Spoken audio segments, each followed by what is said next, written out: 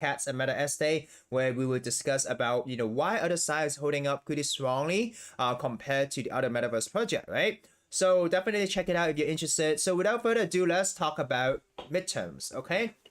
So according to exact sum, right?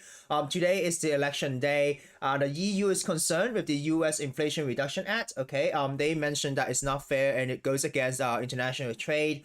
But today, one of the biggest thing is the midterm election. So for those of you who do not know what is the midterm election, is that midterm election. If you look at this, right? So voters across U.S. are lining up to cast their ballots. So they could vote for. I'm not a politician, so I'm not 100% sure what it is.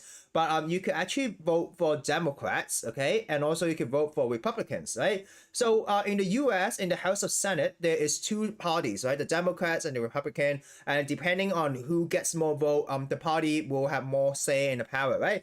So right now, Joe Biden, the president, he is from the Democrat Party, right? So if the Senate is a majority is being controlled by the Republican, it could to a certain extent affect the decision making and the policy passing, right? So one thing I do think that usually in the past, according to exact sum, right, midterms elections are quite positive because there is certainty. There's first certainty which party is gonna be in control. So all three major U.S. indexes rose on Monday with midterms election in focus. Markets are focused on the election later today for potential gridlock in the government, which has been historically been good for U.S. stock, right? So gridlock, I think it means that both parties have the same power. So it means that moving forward, both parties will have say, and maybe that's the reason why market would tend to do better. So in general, a market is doing quite, in the U.S. is not bad, okay? So that is why also euro and pound rose against the dollar, supported by improved eurozone morale. Okay, so in general, markets shouldn't be looking too bad right now. If you look at the CNBC, if you look at the US markets right now, Europe market is up, right? I mean, it's kind of up right now. It's all green. US market is kind of up as well. But the only thing that's not up is crypto. And we talked about crypto yesterday, the FTX and Binance, and I'm not going to go through it today. But US is concerned about the inflation act saying it breaches international trade. Consumer borrowed growth cooled in September. More Americans are now working part-time jobs amid the high inflation, right? So this is kind of what the traditional market is looking right now. The market is looking at the midterm elections, and this will definitely have some effect on the stock market, right? Because it will show who will be, in control. But at the same time, Donald Trump suggests he'll launch his 2024 presidential campaign on November 15th in Florida. So there's a lot of political stuff happening in the U.S. But usually a lot of people are saying that midterm election is usually a bullish event, and therefore markets aren't tanking that hard, right? But I do want to say that one of the most important thing that we should be aware is that on Thursday we have the CPI numbers, right? So the CPI numbers are very important and it does affect the market in a very violent way. So even though right now we do see a huge pump and blah blah blah, Thursday there is also a huge chance that it could be very volatile, especially right now with what is happening in the crypto space, right? Because there's news that FTX is stopping withdrawals, right, to stop people from bank running. So, crypto market definitely not gonna look good. Look, 971 billion. Yesterday we were talking about 1 trillion. Bitcoin at 19,600. Okay, all the way down. Ethereum 1,462. Right. Look at Tether. Right, Tether pump all the way. Look at this. Right, up. So it basically means that money is just running to stable coins. Okay. BNB kind of went downwards, but it's kind of like steadying. But why don't we look at Solana? Look, Solana, 12%, okay, 16% last 7 days, right? Everything that's related to FTX, the FTX token, wow, $16, right? It dumped all the way up and then pumped back up. And there was a huge buy wall at $14. I saw some tweets about it. So maybe $14 could be that liquidation price that Amedo Research is under, right?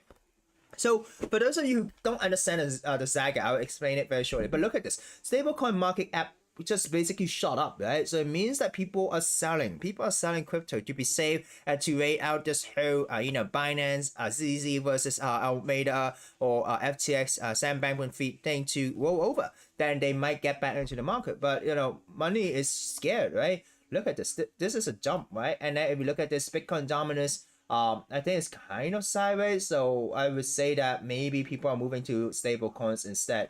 So look at smart money. Smart money is interesting. The trading the bit token. The bit token is the one that dumped because allegedly FTX dumped it, but they promised the bit token DAO that they won't dump it and stuff like that. There's a whole bunch of stuff happening in this space. But for those of you who don't understand, FTX is the exchange. Alameda Research is the trading VC type of thing of FTX. So right now we're saying that FTX is making a lot of money, right? Because they're an exchange, right? But Alameda Research might not be doing so well because of the FTT price, and also Binance is dumping it, right? Maybe Alameda Research is using the FTT tokens as collateral for some sort of long and short trade, and if they get liquidated, it could harm the balance sheet very strongly for Alameda Research, which in fact actually could affect FTX. So this is the whole struggle that's happening right now. So if you look at the crypto news, FTT token plummet below 22 as Binance let selling continue. Wintermute backed DeFi exchange repo now live on Ethereum Polygon. So Wintermute is a liquidity provider. A while back it was hacked, I remember. So we talked about it like back down on the daily live show. Over 344 million liquidated. So definitely I think that dump caused a lot of liquidation and therefore it dumped.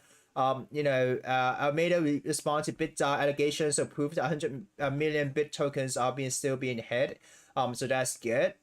So yeah, other news like crypto losing money, meme coins are losing money. Paradigm Crypto Policy Council and List Paul Ryan among other DC rats. Okay, so Paradigm, the crypto venture capital firm, launched a crypto policy council, right? So include former Speaker of the House of Representatives, right?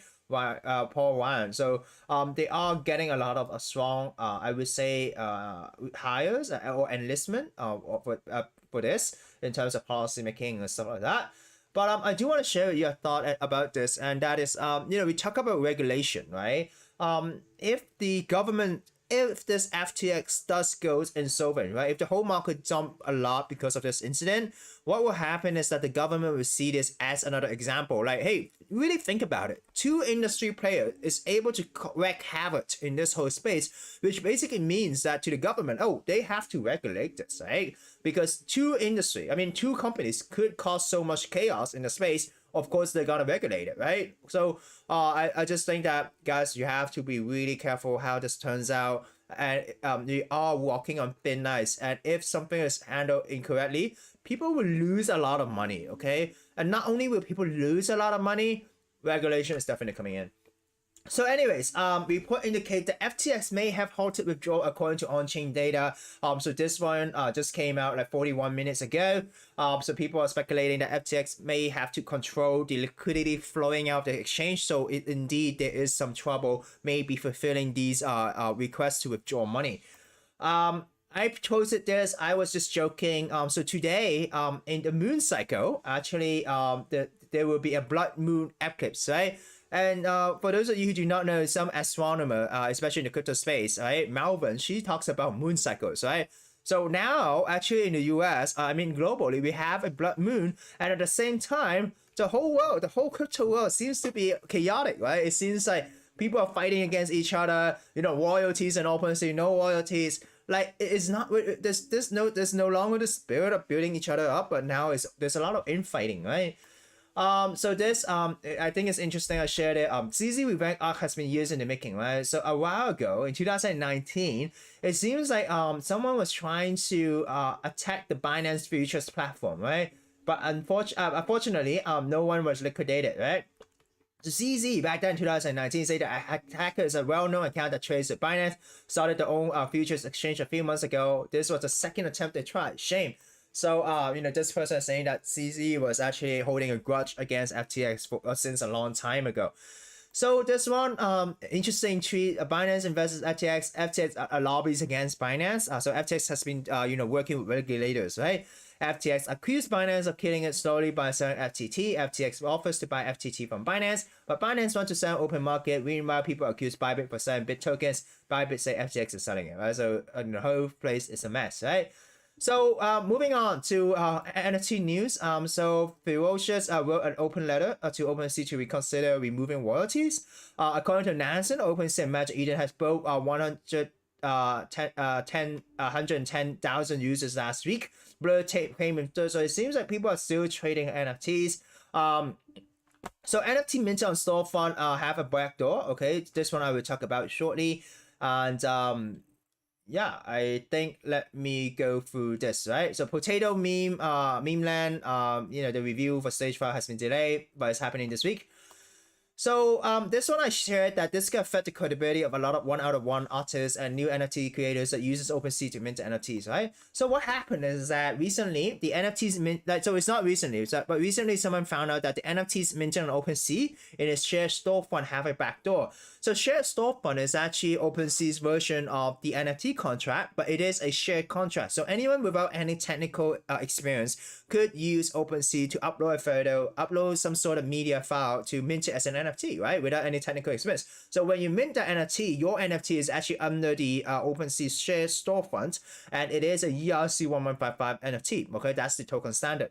So 1155 basically means that one NFT could have several editions, so it's not unique in itself. So that is why we have this thing called ERC721, which is one out of one unique NFT. But you need to have that token standard to be very sure that that NFT itself is unique, because that is written in the code. So usually when there's artists that has a certain reputation, I won't advise them to go to OpenSea to just mint the NFT, upload it out there. Rather, I would say that because you have to protect your brand, you have to protect your reputation, why don't you go to some sort of maybe marketplace that can allow you to mint ERC721 so that this NFT is indeed one out of one. Okay, maybe you pay more gas fee, but you have your own smart contract rather than relying on the OpenSea smart contract, because this could happen, right? So there is this exploit script, and see how your tokens are affected, right? So OpenSea storefront is where a token you mint, blah blah. I talked about it. So what happened is that there is too long to not read. OpenSea administrator could control a special account, and it can mark any smart contract as super authorized for all against everybody's token, right?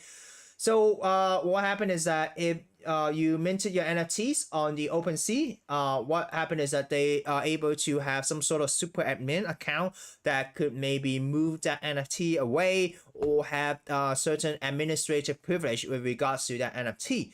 So for example, if you're a collector, and I'm a collector, I bought your NFT believing that I own that digital asset. Actually, if this is actually minted under the OpenSea contract, there's this exploit. They have a super account, and if someone takes over this super account, maybe my ownership of the NFT could be transferred away, right? So that's why it's always so important to have your own custom contract, because you can set the contract token name. You could set that it is being created by your account, and anything that OpenSea does will not affect your NFT. So this is basically the whole gist of this. So another thing I do want to share, Alibaba is actually one of China's biggest e-commerce platform, right? So usually in November 11th, so in 3 days, right, they have a huge sales event in China that is called Double 11, right? Shangshi. And then what they do is that they'll have a lot of product sale and stuff like that. So they recently released this tweet. So here's a glimpse into the future of retail. Alibaba Group rolled out an XR-powered marketplace with over 70 brands that allow consumers to shop in a virtual environment. So in China, they don't have a metaverse per se. A lot of these platforms are closed 3D virtual spaces, so it's not really interoperable. But they have their own iteration of the metaverse, which I want to share with you, and it's actually pretty interesting. So check this out. And a lot of development could be done very quickly, because these tech companies are huge and they have a lot of resources. So they did this with Aliyu, right? Aliyu is the IP. So basically Alibaba, this e-commerce platform, they own IP rights for different type of shows, okay? So they produce their own shows, they produce their own TV show, they produce their own anime, so they have their own characters that they can use. So let's look at this video. So you can see they have their own characters, you have the virtual avatar, and then it is a virtual space with a lot of different type of Chinese IP, even Japanese IP.